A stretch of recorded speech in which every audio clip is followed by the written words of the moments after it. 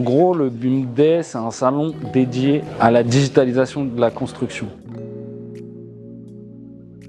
On va parler de BIM, Building Information Modeling, on va parler de Smart City, on va parler de Smart Building, on va parler de décarbonisation. Il y a plusieurs solutions innovantes qui aujourd'hui permettent de simplifier le travail des architectes, des ingénieurs, d'informer les maîtres d'ouvrage. Aujourd'hui, on est à une ère du digital qui déshumanise peut-être un peu les rapports humains. Le but, c'est de réunir tout le monde parce qu'on pense qu'il va y avoir une émulation, il va y avoir des partenariats, il va y avoir de la découverte et de l'échange humain.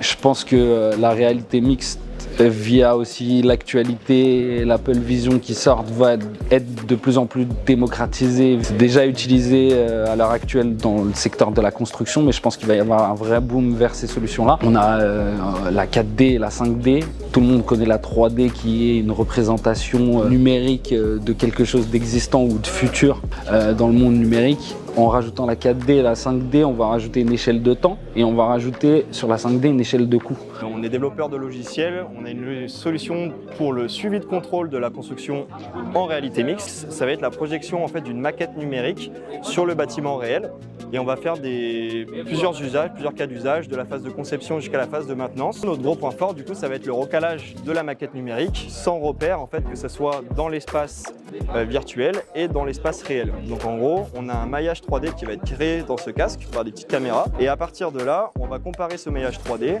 avec la structure et toutes les faces verticales.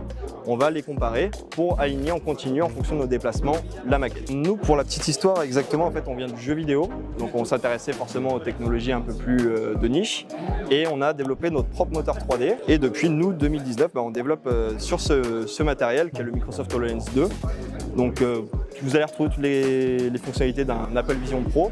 La seule différence, c'est qu'un Apple Vision Pro, vous allez être immergé en fait, dans un monde virtuel et il filme l'environnement réel pour le projeter.